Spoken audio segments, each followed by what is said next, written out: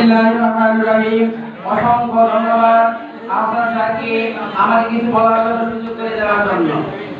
আমাদের এই অনুষ্ঠানে উপস্থিত রয়েছে জাতি গড়ার কারিগর, যাদের অদম্য পরিশ্রমে এই পৃথিবী গড়ে ওঠে সেই মহান শিক্ষক।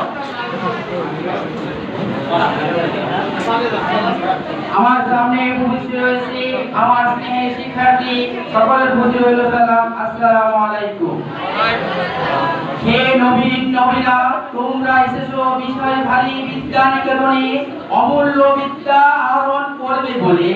তোমাদের অদম্য স্বপ্ন পূরণে আজ আমরা তোমাদের করে নিচ্ছি বরণ, আজ তোমাদের শুভ নবীন বরণ।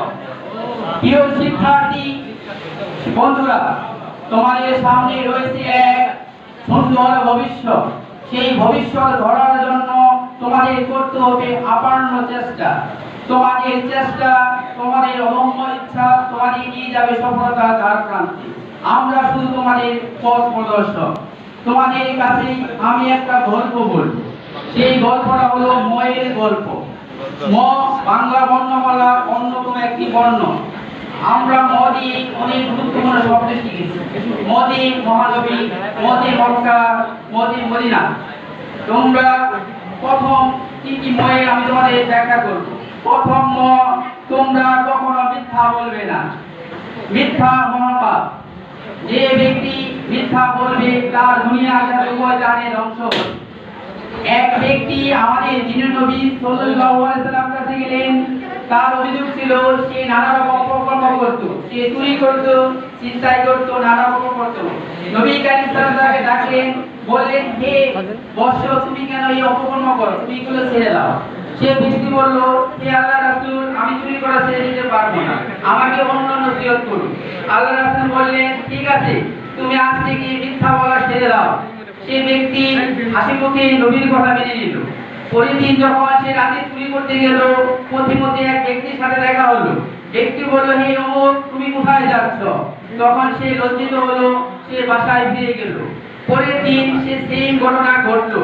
এভাবে সে একদিন সব অপকর্ম, চুরির মতো জঘন্য কাজ ছেড়ে দিল। এখানে শিক্ষা হলো, আমরা যদি মিথ্যাকে না বলি তবে আমাদের জীবন সুন্দর হবে দুনিয়া প্লাস আখিরাতে। দ্বিতীয় ম হলো মাদককে না বলি। বর্তমান আমাদের যুব সমাজে সবচেয়ে ধ্বংসের অন্যতম হাতিয়ার হলো মাদক। মাদক আমাদের মস্তিষ্ককে বিকৃত করে দিচ্ছে। আমাদের যুব সমাজ দিন দিন মাদকের প্রতি এগিয়ে যাচ্ছে। তোমাদের কাছে আমার আকুল আবেদন, তোমরা মাদককে না বলবে, মাদককে না বলে মাদক থেকে দূরে থাকবে। তৃতীয় হলো না বুঝে মুখস্থ করা। প্রিয় শিক্ষার্থী, বিদ্যা মানুষের অমূল্য রতন। যদি আমরা বুঝে বুঝে করি বিদ্যা আহরণ, আজীবন থাকবে সাথী হয়ে আমাদের।